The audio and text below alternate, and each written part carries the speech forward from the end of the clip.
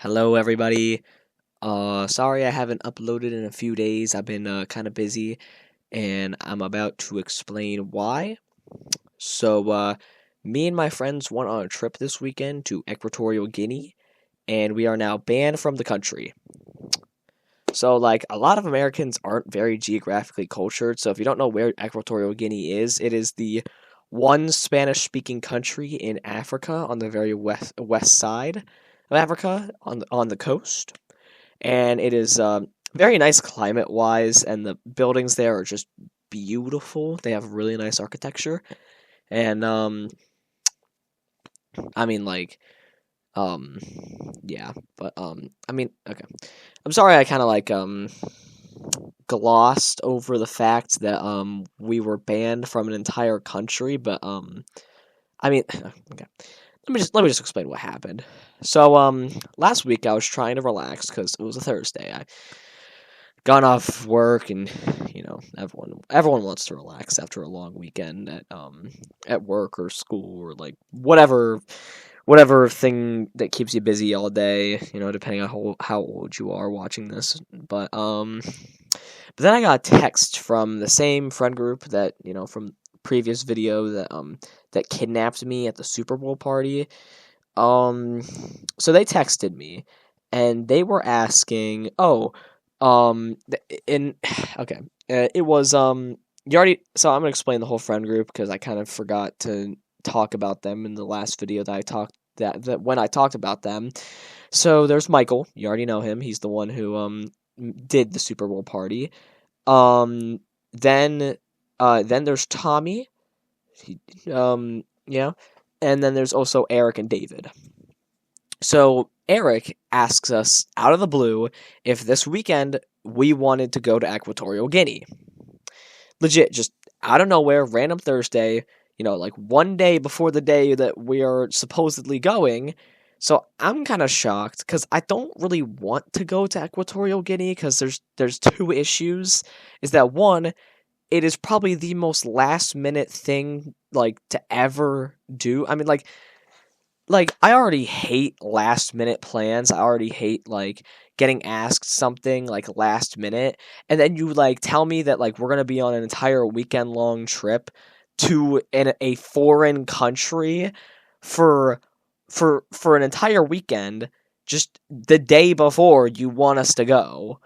So already it's extremely last minute. So I'm already kind of like peeved.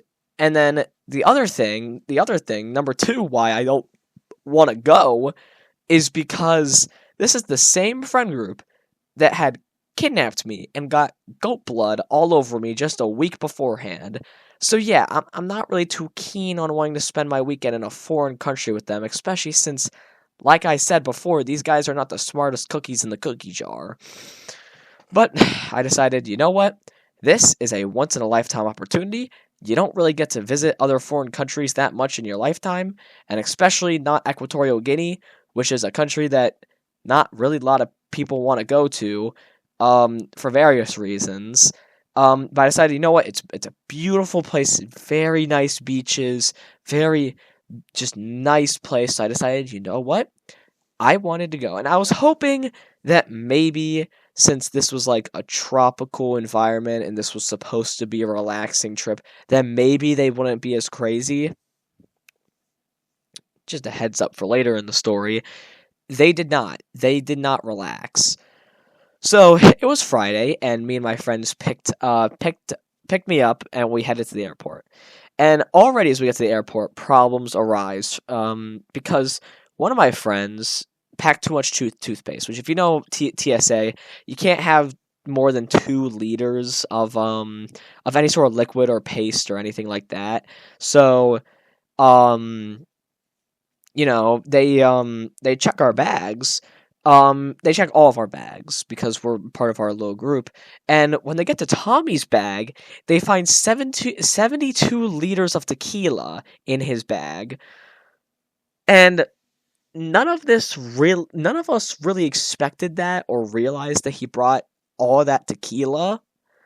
So now they have to spend a ton of time confiscating all these bottles. I think he brought about 12 in total, 12 bottles of tequila. And I'm not talking like those like small, like really small bottles. We're talking like wine glass sized glasses of tequila. And I'm pretty sure that's actually all that he brought. Um that's actually all that he brought. So yeah. So then they finally confiscate all the tequila, and we just barely make it to the airplane because confiscating all that tequila. Um so yeah. So then we finally make it on. And honestly, I'm pretty surprised that like literally nothing bad went down on the airplane. The only thing that like was really negative was that Eric really needed to use the bathroom. And two couples were there, not two couples, but two people were doing stuff in the bathroom. Pretty like that's so disgusting. Like why would you just why would you do that in the bathroom? A public not okay, it's a public space. And I'm getting too hung up on this. There was a lot worse things that happened later in the trip that I should probably focus on, but so then but other than that, really nothing went south. There was no babies crying or like the airplane didn't crash, which, knowing our friend group, honestly, it seems like something that could have happened. So we landed in the airport, and we come to find out that Eric actually forgot to book us a hotel. So now I'm extremely mad, as we didn't really bring a lot of money. I don't want to take out a ton of money to buy a hotel. We don't speak Spanish, so we can't. It's hard for us to buy a hotel, and it's just an awful situation to be in. So now we're stuck in Equatorial Guinea, and we can either leave early, which none of us want to do because we paid a ton of money for this trip. We had to get all of our passports ready, and we had to do all that for this trip, and we had to pull a lot of money out for this, or we could try and find a hotel room. So we go for the latter. We're in Malabo, which is the biggest city in Equatorial Guinea. So there's a ton of hotels there, so it's pretty easy to try and find one. So then, as it turns out, since it's the weekend and it's also Valentine's Day weekend, there's a lot of couples that are going to Equatorial Guinea. So yeah, and so just about every hotel is booked. So we find this one motel that like is really crappy and really dingy, and somehow that's booked. So we found a room that so we're like, oh dang it, we can't stay in motels. But then all of a sudden Michael came up with an idea. So he decided to come up with the genius idea that we would burn down the door to one of the rooms and we would just stay in it ourselves. Now, I'm not really sure what made me and everyone else agree to this idea. I don't know whether it was because we hadn't had dinner, tired, jet lag, whatever, but we decided to burn down the door, and that actually ended up burning down the whole motel and killing 14 people. And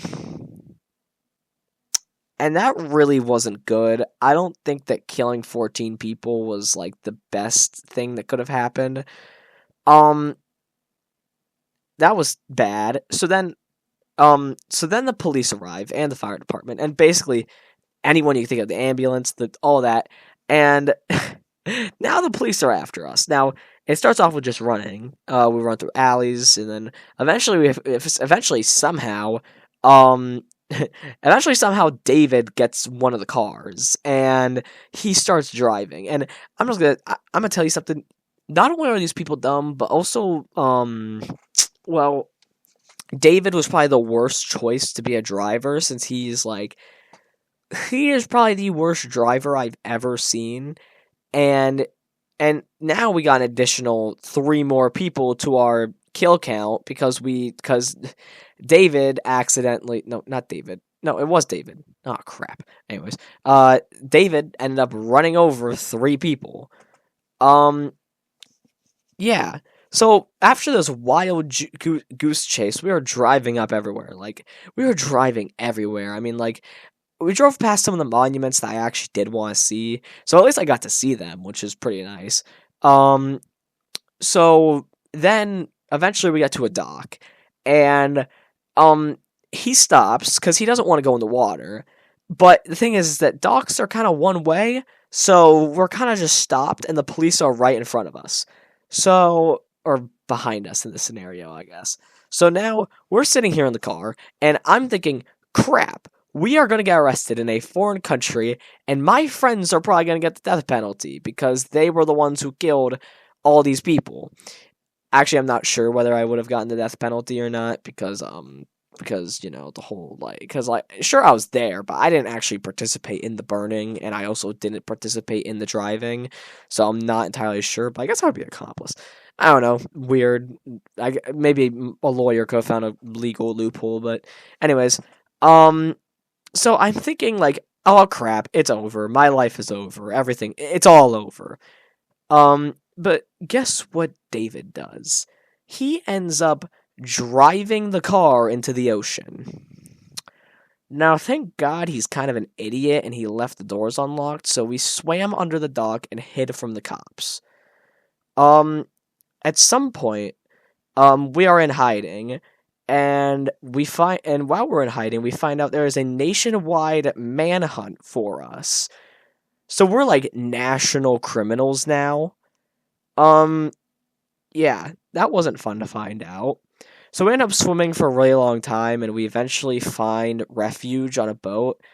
So, and there was a ton of crap that happened while we were on the boat. We had to somehow figure out a way back into the United States, into Florida. We had to there was a ton of other people on that boat. We had to. It was so bad, but we finally did eventually end up getting back to Florida. And honestly, I think I might want to create another video just describing our trials and tribulations getting back to the United States.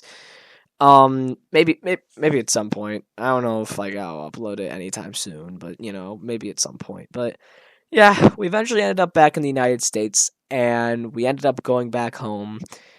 Um, yeah, yeah, me and my friends got banned from Equatorial Guinea. Um, yeah, it's kind of just what happened. So maybe I'll upload that video soon. Maybe I won't. I don't know. But yeah. All right. Uh, thanks. Bye.